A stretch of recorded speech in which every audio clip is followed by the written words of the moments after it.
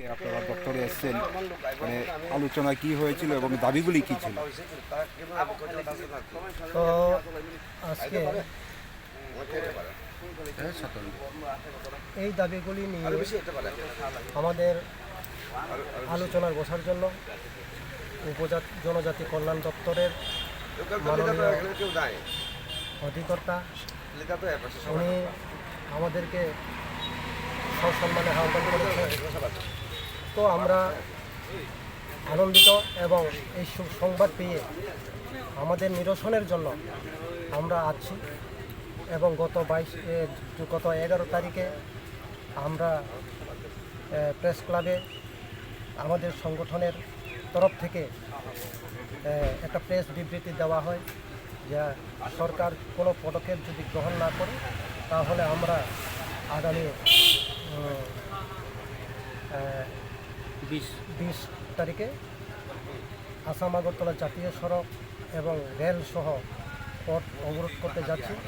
কিন্তু আজকে ডিরেক্টর অফিসে এসে উনি নিজেও উপস্থিত ছিলেন না এবং মন্ত্রীও উপস্থিত নেই। তো আমরা দুঃখিত, আমাদের কোনো সলিউশনের রাস্তা পথ খুঁজে না পাওয়ার কারণে আগামী দিনে আমাদের কর্মসূচি সেটা জারি থাকবে এবং যতক্ষণ পর্যন্ত আমাদের সেই স্কিম পূর্ণ বহাল না থাকে তো আমরা সেতদিন পর্যন্ত আন্দোলন চালিয়ে যাব। কার তরফ থেকে আপনাদের আজকে ডাকানো হয়েছে?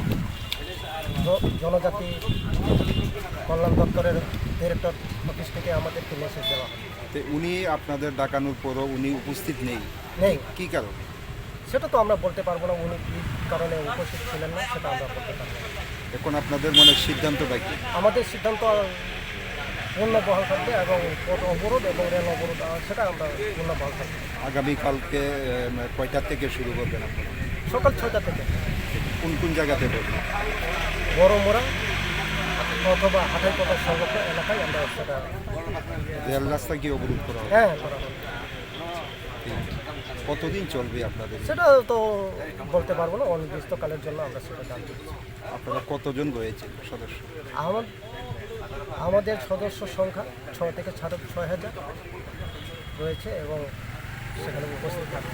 আচ্ছা, রাস্তা অবরোধ চলাকালীন মানে কি মানে ছাড় দেওয়া হবে? যেহেতু আগামীকালকে দেশের স্বরাষ্ট্রমন্ত্রী আসছে, তো সেই জায়গাতে এই রাস্তা ব্যবহার করে অনেক কর্মীরা আসবে আগরতলা থেকে, সেইগুলি কীভাবে দেখছেন আপনারা?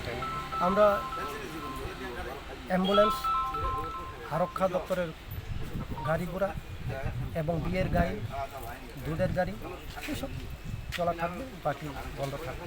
রাজনৈতিক যে গাড়িগুলি আসবে কর্মীদের নিয়ে? না না সেটা হবে, সেটা হবে। কোনো রাজনৈতিক কর্মীদের না না ছাড় দেওয়া হবে না, সেটাকে ছাড় দেওয়া হবে।